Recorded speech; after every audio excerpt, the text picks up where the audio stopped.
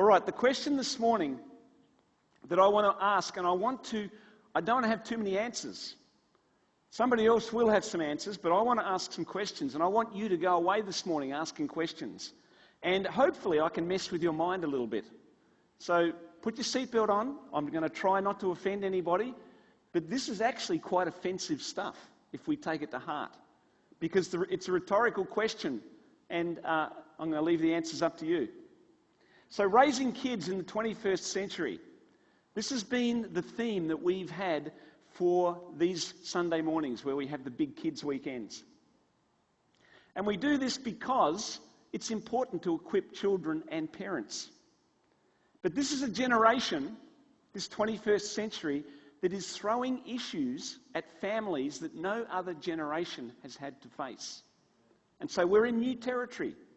And I believe the church has got to lead through that territory because most of the world has no idea where this thing's heading.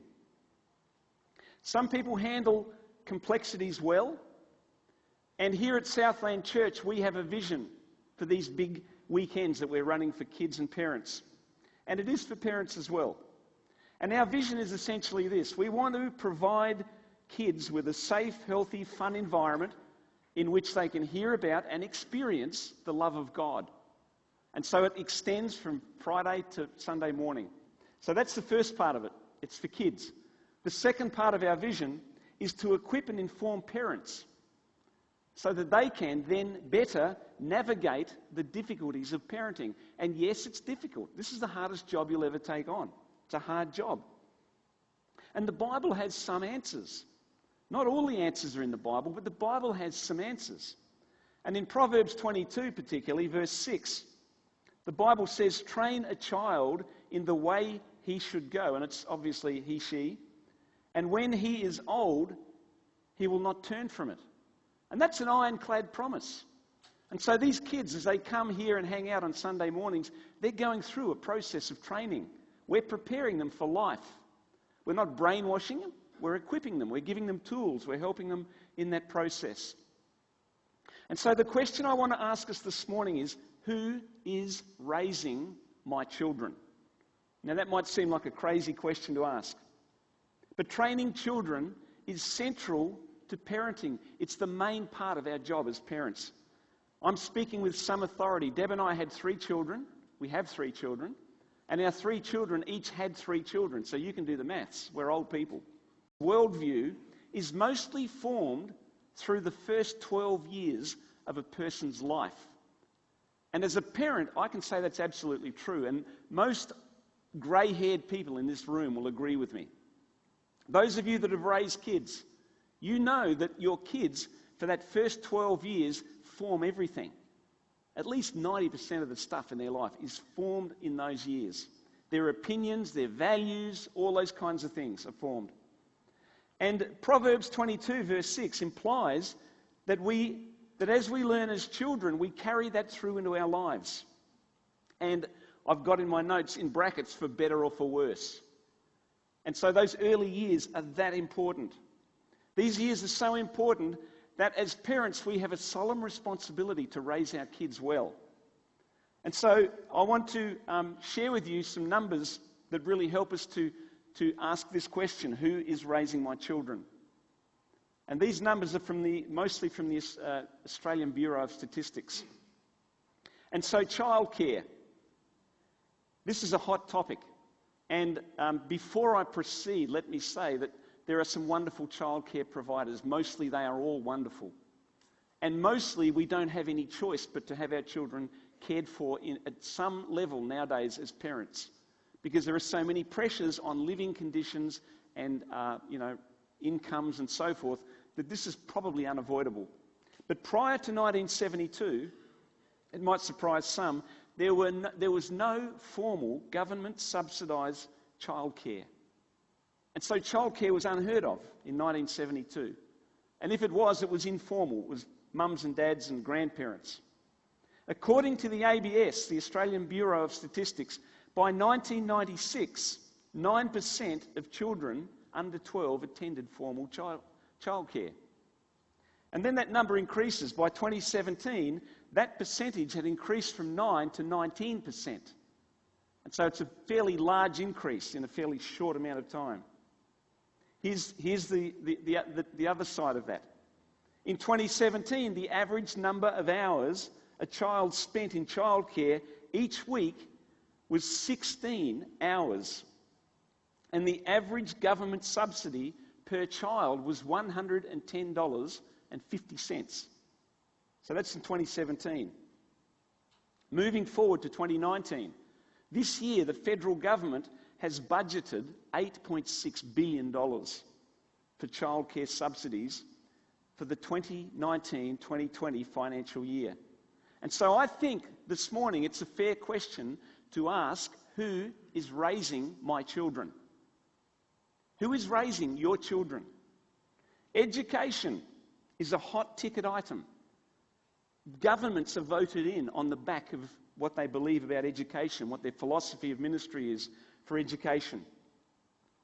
We have seen in recent times, very recent weeks, the rights of Christian schools to employ exclusively Christian teachers is now seriously under threat. Here this is in a country that was once a Christian nation. Christianity is now being pushed to the margins. I'm not saying that's good or bad, I'm just making a commentary.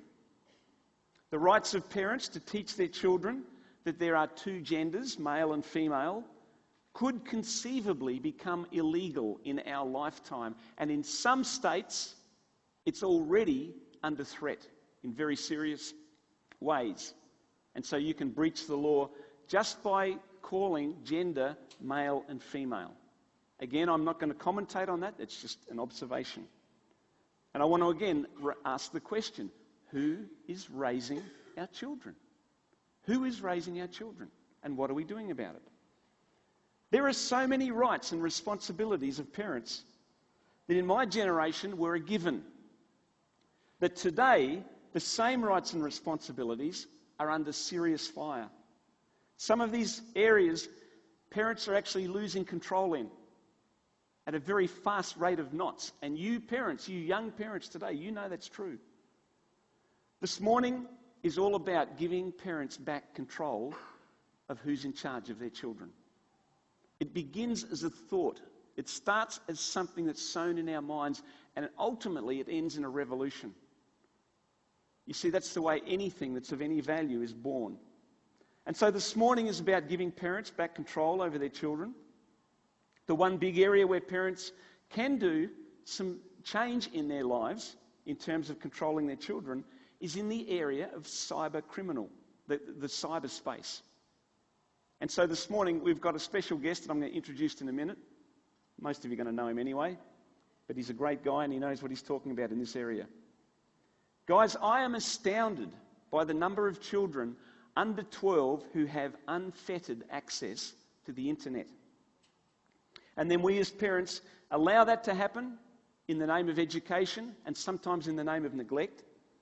And often what takes place here is that potentially we're giving up another area where we've previously had control over our children's lives.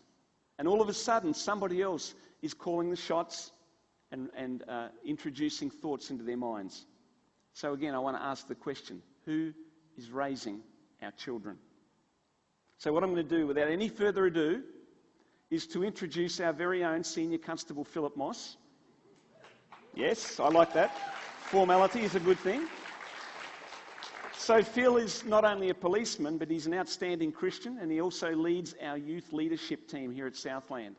So he's responsible for kids as they come out of the 12-year-old bracket and beyond into that. Our youth group meets here every Friday night. It's a great youth group. Again, that's free advertising, but it's all good stuff. So there's a bunch of young people that are growing up through children's church into youth, and this guy's one of the guys that's caring for them. And so we know that they're in good hands, but I'm going to hand it over to Phil. There's the clicker, there's the microphone, I'm out of here. Have fun. Excellent, thanks Rob. I can go now.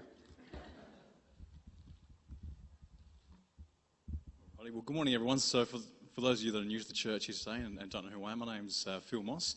So I've been coming to this church now for about 5 years. I've been a Christian for most of my life.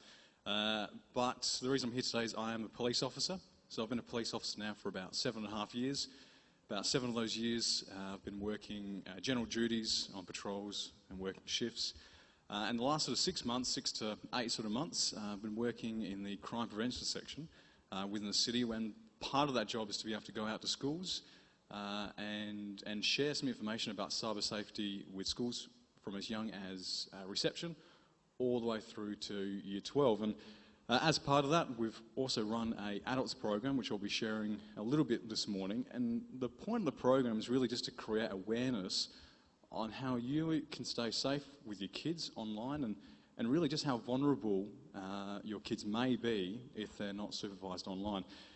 My hope is that through this presentation that you'll actually walk away with some more questions and answers, because it's amazing as to how many parents just aren't aware of all the features that are on the phones, tablets, even the games. But in particular, we're going to be looking at privacy, protecting your privacy, as well as how to be on the lookout for online grooming. Now, this is a 90-minute presentation.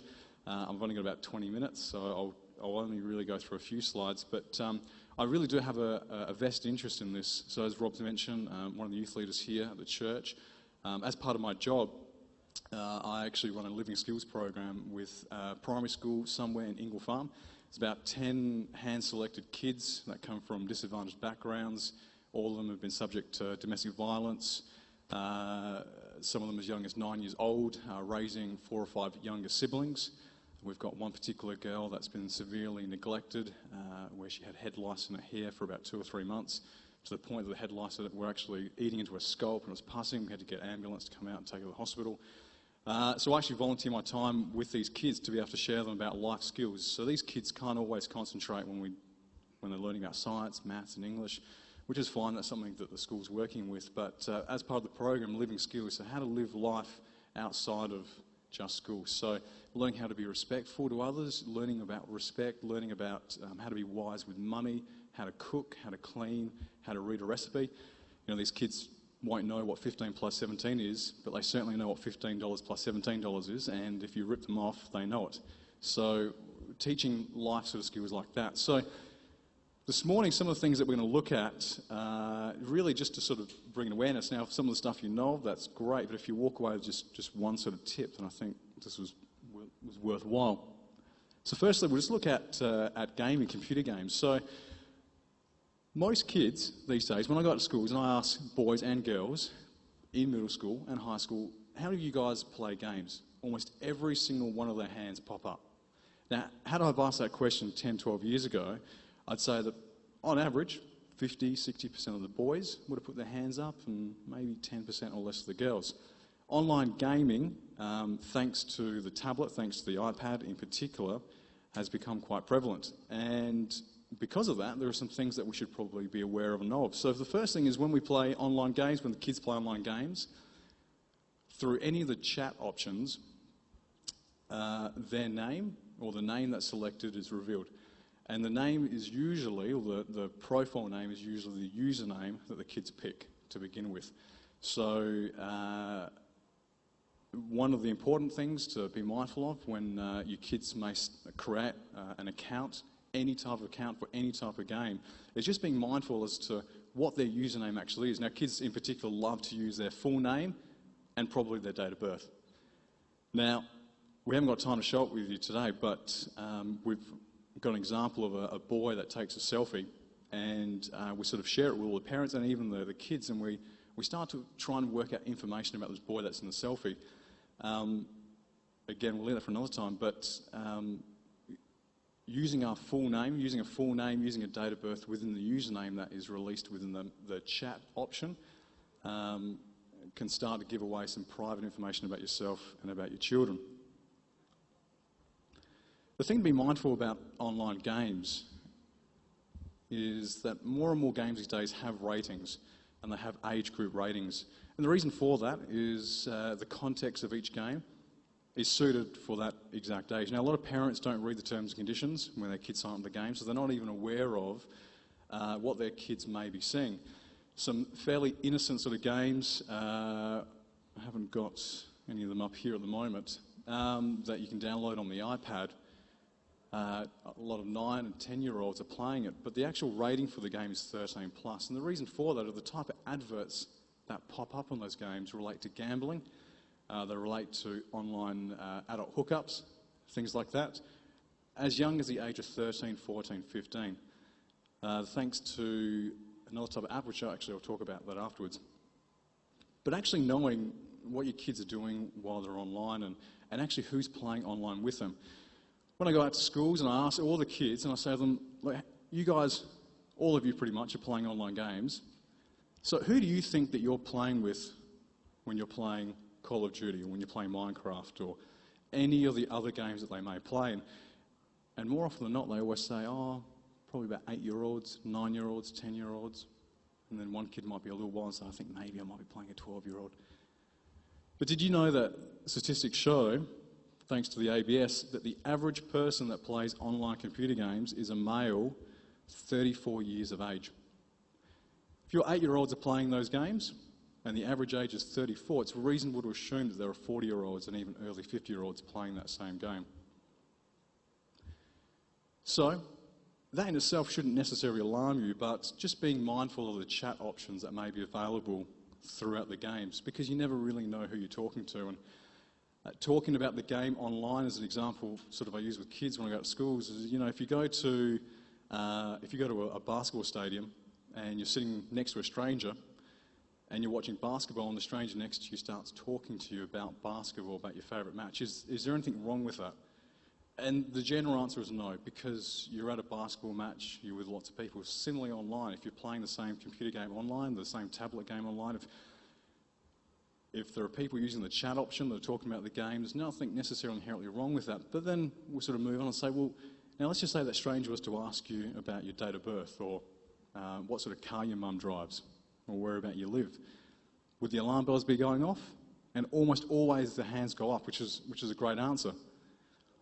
But then we talk about, well, what if someone online was to ask you those same questions while you're playing the game? How would you feel? And a lot of the hands go up and they say, well, they're probably just a nice person, or they're a similar age, they're probably just trying to get to know me. And one of the issues with kids giving out private information online, particularly through online games, is that they feel safe and comfortable at home. You see, when they're out and they're in the stadium, when they're out down the mall, they're not in their own space. They're slightly on edge. Someone that comes up to them looks a little bit creepy or comes across as slightly creepy, the alarm bells go off. That same person could be communicating with online, and more often than not, kids feel very comfortable sharing private information because they're in a safe place. At the Royal Adelaide Show, we started last year, and SA Police created a virtual reality headset where kids could come and use it, and once they turn the headset on, they look around. They're in a bedroom, as if it was their own bedroom, and with a laptop and a screen and all that. And some of our detectives have pre-programmed the conversations within the virtual reality, the kit. And as the kid's getting strapped up, and I always say to the parents, how much do you think your son or daughter is going to give out information-wise to this online stranger? And they all look at husband and wife, look at each other and go, no, my kid definitely won't do it. I'm sitting there thinking, okay, well, let's see what happens. We put the virtual reality headset on. They're now sitting in front of a laptop. They're playing a game. There's a stranger that's now talking to them. And just bit by bit, they're subtly asking them questions throughout the game like, oh, what's your highest score level? And what school do you go to? I really like that character that you've got, and I'm also 10. And I've got the same character on my other account. And bit by bit, and the parents are seeing it on the screen, all of a sudden their son and daughter is giving out all this information that they thought that they had trained their son and daughter to not do, but weren't even really aware of what they were doing when they were online. So just being aware of the games, just being aware of, in particularly online chats, keeping usernames to a name that doesn't relate to you. Cookie Monster 62 is probably better than the Phil Moss 92. And obviously being aware that different games, having adults, online swearing, things like that. Next thing is social networking, and I suppose dating in there, but of course, when we're talking about primary school kids, we don't need to worry about that so much. But more and more kids have various social networking apps, Snapchat in particular, Instagram, and more selfies are posted online, as kids do. I don't know if any of you parents here know what Snapchat is or whether you've used it. Snapchat is an app that you can download on your phone. You can take a picture or even a video. You can then send it to your friends. They look at the picture, may last 5-10 seconds, and then it deletes itself, disappears. You're never going to get that photo back. It's very, very popular amongst kids in particular. It's just a lot of fun to send someone a photo and then it deletes itself.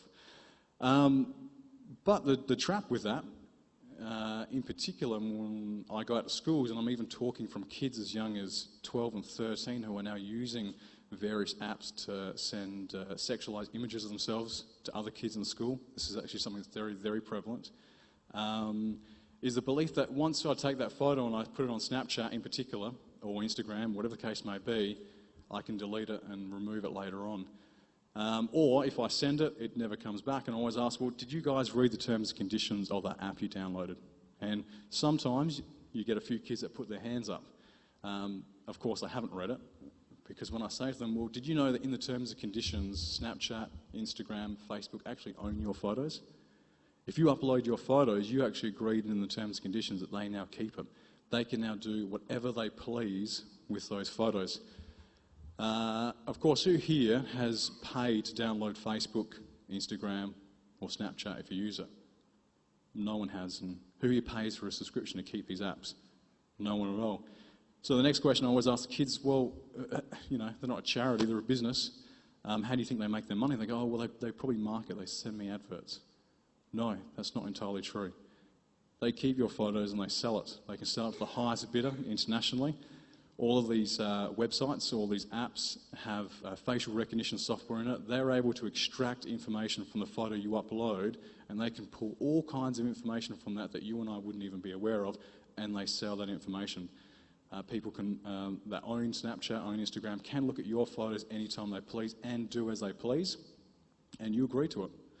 So just being aware of the type of apps that your kids may be using, always ensuring that, and it's probably a good idea when we start talking about younger age kids to start talking about keeping, if they have social networking apps, and of course you're the parents, you decide as to what you think is appropriate at what age. Of course, at the schools I go out to, all the kids have it, so we're going to talk about this, but just making sure, just reinforcing the fact that keeping your account private rather than public. Instagram in particular, it's very much a competition as to how many followers someone can have. Kids love to log on and realise they've got 200 followers, 2,000 followers. But of course, the more followers you have, or the more friends that you have online on these apps, the less control you have of your information and of the pictures that you have. Facebook released statistics a couple of years ago that if the average person has about 450 friends online and they keep their account to public, up to 250,000 people can view those personal pictures within 12 months. Just to share a bit of a story about maintaining your own privacy and holding on to personal details. As a police officer, I obviously like to keep my online activity to a minimal and keep it private and secure. Going back a couple of years ago, I went out to a family friend's birthday party and a couple of people chatting with them. They added me on Facebook. I hit accept. And then about a week later, I was walking down Heinrich Street on duty when I used to work down Heinrich Street for a couple of years, and walked outside a nightclub, and there was these two bikey-looking fellas, shaved head, tats, with this short little guy standing between them. And as I'm walking past the nightclub, the short guy stops and looks at me and says, "Hey, do I know you from somewhere?" And I looked at him and I said, "No, I don't know who you are." And in my mind, I thought, well, I've been working down Heinrich Street for 2 years. You always tend to see the same faces or the same type of people. So I just said, "No, look, I don't know. You don't look familiar to me." He says, "No, I've definitely seen you from somewhere." And then he pulls out his phone and he goes onto Facebook, but he happens to have access to his friend's Facebook account, and he's going through my Facebook through his friend's account, and he's now seeing all the pictures of my family, all my friends, and all the stuff that I uploaded. And these two bikey fellas are standing right next to him and are looking at that. Now, I know that might seem like, so obviously I went back to the station and deleted them. Now, that may seem like a bit of a far-fetched story, something that maybe the average person can't relate to, but the fact remains that the more friends that we have on Facebook and followers on Instagram, the less we can protect our privacy. We can't always guarantee who's out there, who's going to be getting that information. when I sit down with the kids and I say, who here's been down Rondell Mall before? And of course they all put their hands up and I say, well, how many strange people or weirdos have you seen down the mall? And of course they love to shout out an answer, 2, 3, 6, 7. I said, well, that's excellent. So let's just say there's about 3 or 4 strange people down the mall at any given point in time. Did you know that there's about 2,000 people that pass through the mall every day between 9 to 5? Now, let's just look at the statistics of that. If you think that there are about 3 or 4 strange people out of 2,000 people, and I'm sure the number's higher than that, and you set your accounts to public and up to 250,000 people can view your photographs, you're probably letting 20, 30 weirdos look at your account. And they're all really creeped out by that. And it's good. It's an awareness, an awakening, because a lot of them think it's great for popularity to get more friends, get more followers. But of course, we lose our protection. We start to lose a bit of our privacy. So encouraging kids to keep accounts set to private or friends only. A lot of these social networking apps as well also have check-ins. If you don't know what that is and your kids are using it, have a look at it. Check-ins allow them to check into where they are in the world at any given point in time. Online predators love that function as it gives them a pinpoint location as to where they are at any given point in time. It's very easy if you look at a kid's account and they're always checking in at Marion Shopping Centre. If you want to find that kid, I guarantee you're going to find them every Thursday at Marion, right? So again, just being mindful, just some of the features that are in the apps. And of course, 9% of kids share their phone numbers and their address on their accounts, which are set to public. 27% share photos of their school or in uniform. Excellent. So if you want to know where to find them, you can. And 58% of them show their faces as well as others. Again, statistics to be mindful of. Instant messaging. Every time I go to schools and I sort of survey kids and ask them who here uses instant messaging apps, almost all of them put their hands up. It allows them to go home after school to message friends without, of course, having to pay to send the text message to actually have a plan. As long as their parents give them Wi-Fi, they can be up late at night sending their friends messages. There are all kinds of online instant messaging. And often I get asked, well, what's the worst kind of apps? Well, here's the thing. Any app can be dangerous depending on how the user uses it. It's kind of like using a car. A car, if you know how to drive it, can be really good. If you don't know how to drive it and you're not safe with it, it has the ability to cause harm to yourself and harm to others. There are all kinds of instant messaging apps from Viber, WhatsApp, Google Hangout, Kik, WeChat, Airg, Divas Chat, and of course Facebook Messenger. The list continues. Some apps are based in foreign countries, China, Mexico, and Spain, and a number of these apps allow users to sign up without putting any of their personal details in. So of course, if a friend adds them online, or someone adds them online, there's no way to vet or to clarify exactly who that person is. Now, this may seem like common sense to us, but having these conversations with your kids is really great.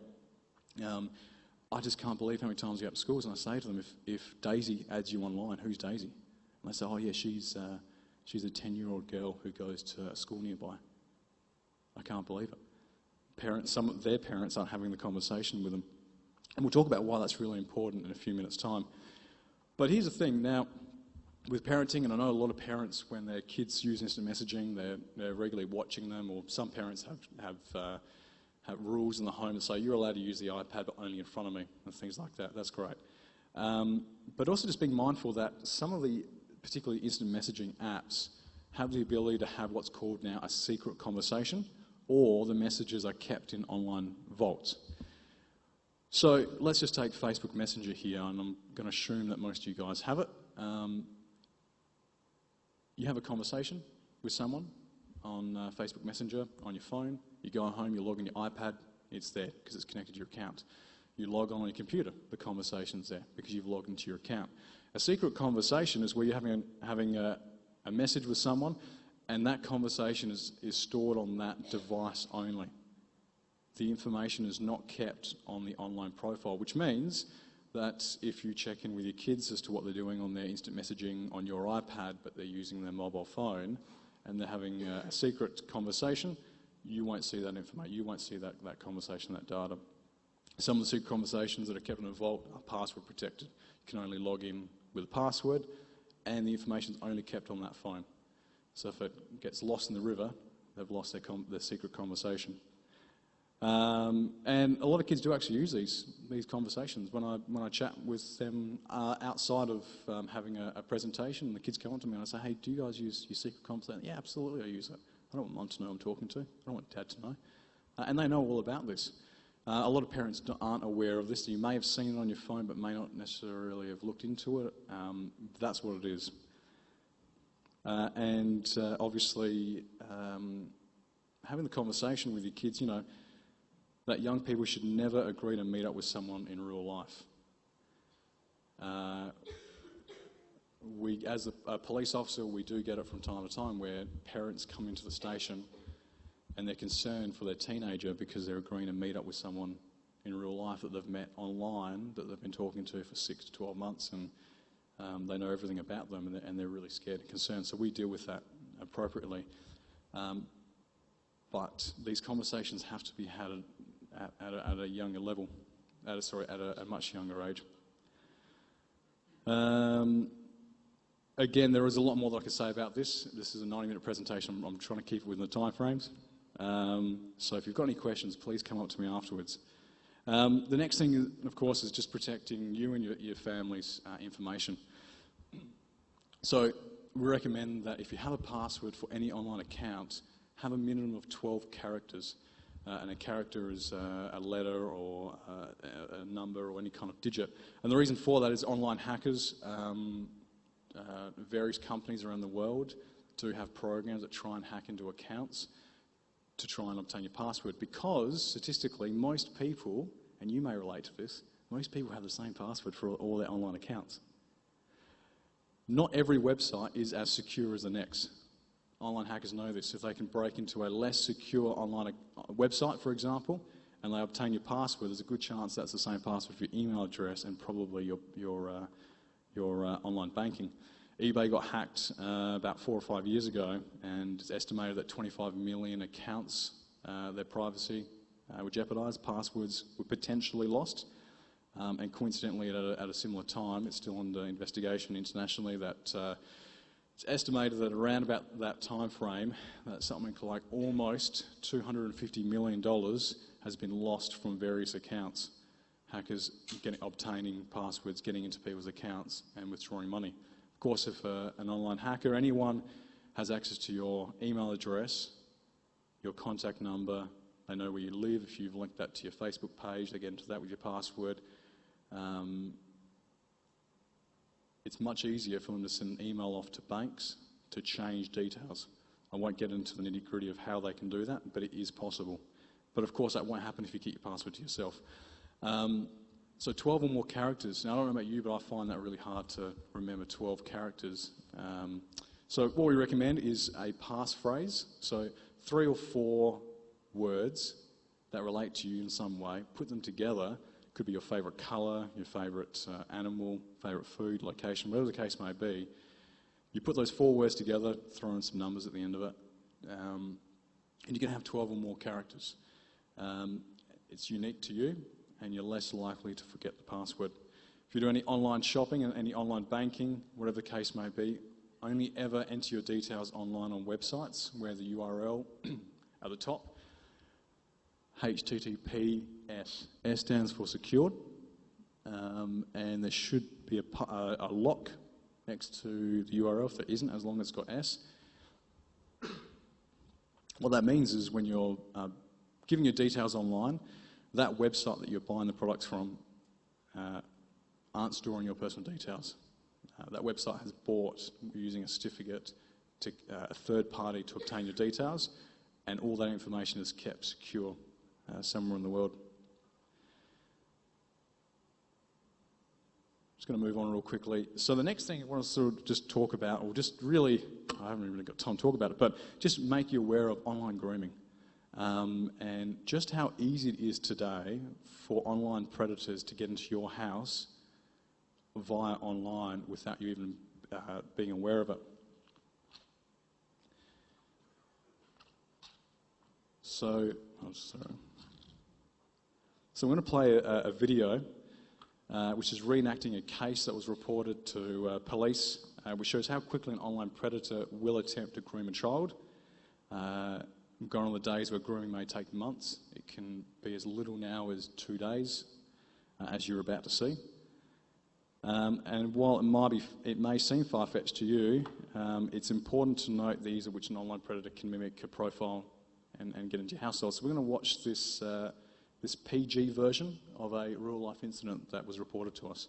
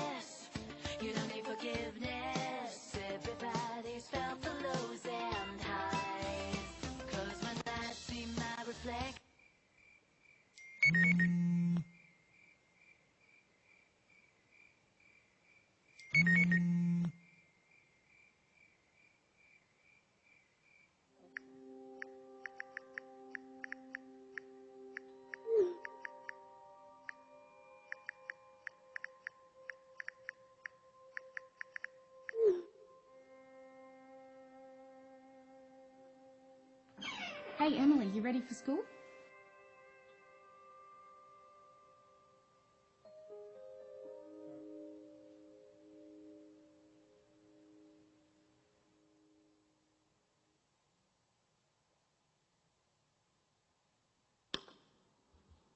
So for the sake of this video, we don't actually know if the girl took a photo and sent it to this person online. But the point of this video is to show just how easily and how quickly online predators will groom children to try and get photos of them and to get them to perform various acts. This is something that we, as police, see more and more, just simply because of access to the internet. And the fact that more and more kids have access to the internet that are unsupervised, and parents themselves just aren't even really aware of the real exposure that their kids can have to whilst they're online. Online grooming is now an offence, whereas previously it was only an offence to groom a child for sexual purposes if they had actually met up with a child. That has now changed thanks to Carly Ryan and her mother, who's an avocator, which is now called Carly's Law. So any person, any adult who makes contact with a child under the age of 16 with the intention of establishing a relationship is now considered grooming, and that is now an offence. Another thing that we can probably sort of get from that video is this was happening to this girl, and the mother in particular in that video wasn't aware of it, or at least not aware of it yet. This girl was she wasn't too sure what she should do, whether she should send the video, send the picture, should she tell mum. And this is something that often we see as police officers more often than not. Usually, and I'm only talking about my experience here, usually it's actually kids that come from really good households that are most likely to be susceptible to this, because they come from nurturing households that love them, that look after them. They're respectful kids that care about treating adults with respect. And when a person asks them to do something that they can't even comprehend in their mind, they feel obliging because they're used to respecting adults and doing the best they can to appease adults. Whereas some of the kids that I deal with, at the age of 8, 9, 10, because of their family backgrounds, when I've had chats with them and some people online have asked them to take photos of themselves naked, they all laugh and they know exactly what's happening. You know, their mums has 12 children, on the 8th guy. They're very familiar with how the world works and what some adults are like. So don't think for a moment that just because you have a good household that your children are less susceptible to this. So I'm going to leave it at that. Hopefully there are some points that perhaps you've taken away from today's message. If this is something that you'd like, you can get in contact with the Think You Know team, which send us emails to come out to your schools, and we also do adult presentations. So I'll hand it back to you, Rob. Thanks, mate. Great job. Helpful stuff, eh? Guys, I want to go back to the beginning. Who's raising your children? It's a very serious question, because what we're seeing is the government now has greater equity with your children because they have a financial investment in them, and childcare centres have a greater equity with your children. They're spending at least 16 hours a week, most kids, with the childcare agency. And so in that situation, you've got other people instilling their values into your children. Then you've got the online situation that Phil has raised with us this morning. Again, this is more people out there having equity with your children, people that you don't even know. Now, none of us in our wildest dreams would leave our front door wide open when our kids go to bed at night. But that's exactly what we do when we allow kids to have unfettered access to the internet. And so my encouragement for us this morning, and Phil's encouragement as well, is that we as parents have got to take control again. We are the parents of our kids. One day you will stand before the Lord and give account for the way you raised your children. That should be sobering enough on its own. Not to mention the fact that these kids, up until the age of 12, as I said at the very beginning, this is a time in any person's life where all of their values are being formed. So in other words, their whole worldview is being formed in the first 12 years of their life. And so it's so important, guys, that you are leading your children, that you're the ones that are in control. Now, the last time and we're just about done, so if you're starting to get a sore backside, I know those chairs will look after you fairly well, but we're just about done. Last time we spoke, Deb mentioned a book called Digital Cocaine. And I want to really encourage parents to get hold of this thing. The guy who wrote it, Brad Huddleston, is an Aussie who lives in the US, in Virginia. He's become an expert on the subject. He recently spoke at Emmaus Christian College to teachers. I don't know if he spoke to parents beyond that. I'm not sure what the deal was. But, you know, the underlying thing that we should take away from this morning is that parenting is not easy. It's getting more and more complicated. And the bottom line is, you are not your children's best friend, and neither should you be. Just let that soak in a bit. See, a lot of us, here's the trap. Because our kids are spending so much time at school, in childcare, in sport, in online situations, and everywhere else, as parents, the little dear time that we spend with our kids, we want to be their friend so that they like us. And it dials up all of our insecurities. But the problem with that is that if you are the best friend of your child, then our default answer to them every time they ask for something is going to be yes. And that's going to include access to the internet. So it's just something to learn. You're the one that's in control. You are the parent. You're the one that's going to have the privilege and the responsibility of instilling all the best habits into your children. Parenting is an endurance race. It's an endurance race. It never ends. Trust me, I've got kids that, one of them over there that's 36 or thereabouts. I've lost track of his birthday. But it's an endurance race. And so I want to finish off with Hebrews. We should be familiar with this book, those that are regular here. Hebrews chapter 12 and verse 7. The writer to the Hebrews says, endure hardship as a discipline. And I think that applies to parenting as well. God is treating you as sons. For what son is not disciplined by his father? If you are not disciplined, and everyone undergoes discipline, then you are illegitimate children and not true sons. Moreover, we've all had human fathers who disciplined us, and we respected them for it. How much more should we submit to the Father of our spirits and live? So that's for us, but it's also for our kids. Verse 10. Our fathers disciplined us for a little while as they thought best, but God disciplines us for our good, that we may share in his holiness. No discipline seems pleasant at the time, but painful. Later on, however, it produces a harvest of righteousness and peace for those who have been trained for it. So as parents, we're not our kids' best friends, we're their parents. And I think it's time we reset what that means. So maybe you didn't receive the kind of parenting that you deserved. Most of us come from some kind of brokenness. Maybe you're fearful of being rejected by your child or by your children. And maybe you're just not sure how to take control back. You know, if you're asking those questions, you're in very good company. We're all kind of in that boat together.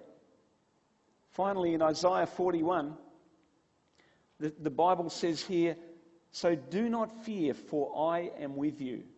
Do not be dismayed, for I am your God. I will strengthen you and help you. I will uphold you with my righteous hand. So the bottom line is, we may have all the insecurities in the world as parents. We may be poorly trained. We may have come from a background that was less than perfect, but there is one who can help us. And I believe, guys, as we press into God, as we seek him as our Father, then we become better